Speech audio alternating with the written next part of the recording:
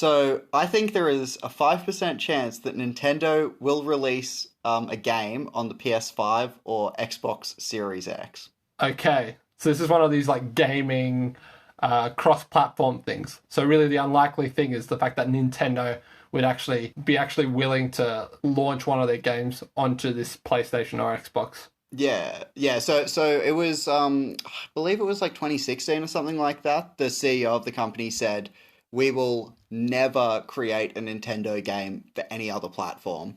And the major change happened. I think it must have been like 4 years ago now. I guess it was kicked off by this Pokemon Go, which is partially owned by Nintendo, but isn't a Nintendo game. It was made by Niantic mainly. But yeah, after that was quite successful, they then released a few phone games, which is something they claimed that they would quite literally never do. My prediction is there's a chance that they will actually end up creating a game for the next generation consoles that aren't Nintendo, which is something they said they'd never do. Ah, okay.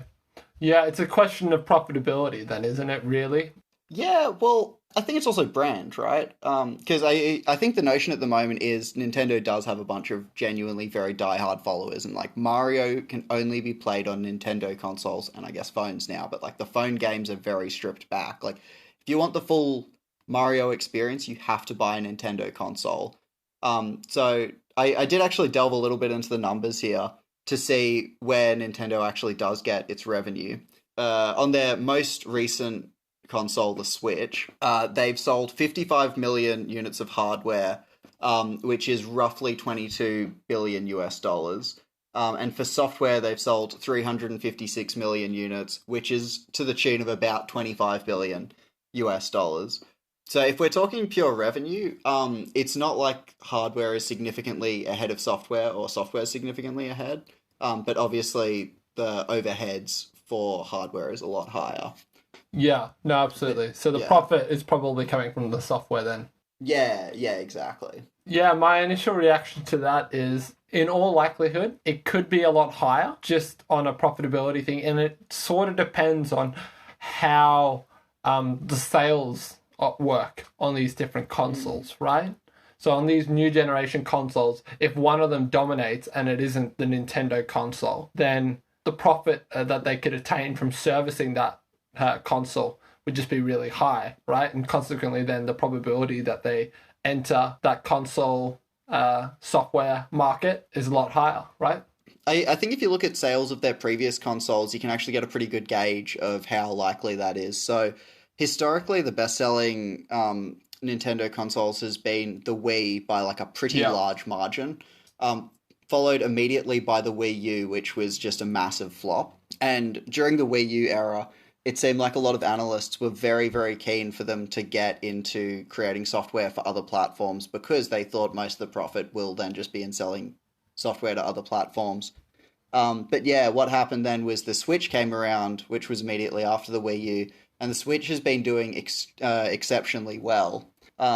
So I don't know. I think like there is proof that they have been in a time of decreased sales of Yeah. consoles and games, and they did, stay to the I course. guess it all depends on sales of the latest consoles, right? That's what I would say. And I'm not sure, does Nintendo have a like new Yeah, console coming out anytime soon? yeah. So theirs is normally staggered a little bit from the PlayStation and the Xboxes.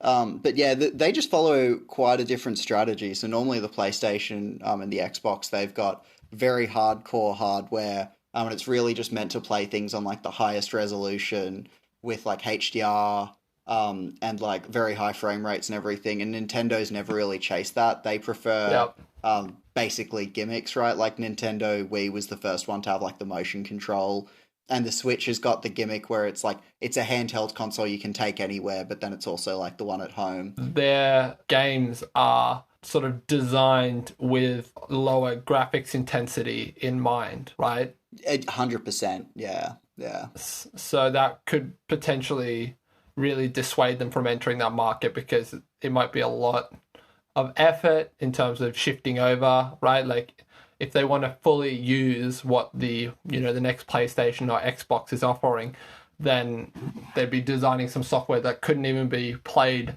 on their own platforms, right? Yeah. Well, yeah, that was one of the things I was a little bit worried about. Like, if they were to release a game, I guess one, what game would it be? And then two, would they also release it on their own console? And would it make sense for them to do that? And yeah, I think the only thing that makes sense is they would have to have a game which is basic enough that could be played on any of the consoles. But I think a lot of games, like if you were to increase the graphics in Mario Kart or something like that, like it doesn't actually make it a materially better game, right? It's No. I guess a good comparison would be Rocket League. I think it basically doesn't matter what console you play that on, the experience is roughly the same. So I Yeah. suspect they would probably have to just do something very similar to that. Yeah, I agree. So, have you convinced me? I think you have, Daniel. I think it is about 5% and maybe a bit lower, if I'm honest. Okay. And the Yeah. reason why is because I think that, and I think we touched upon it a bit here, but Nintendo are going for like a bit of a lighter gaming segment, or like the sort of customer segment. Mm. And those like the PlayStation and the Xbox, they're going another way, right? They're going for the much heavier. They're competing on that like top of the range, best graphics cards. So I think there is like Yeah. those two markets are sort of, I guess, diverging. I think the consoles do, but I think the main games that are being sold, I'm not that convinced about. Like, I believe I don't know if it's the most well-selling game this year, but one that's exceeded all expectations is this one called Fall Guys, and it's just exceptionally basic. It's basically, I think it's about 60 people doing something sort of similar to a Wipeout style course, and it's just happening live. That doesn't require any special hardware or anything like that, and that came out on the PlayStation 4, and that's been very successful. So I think lighter games can still be very successful on these Okay, consoles.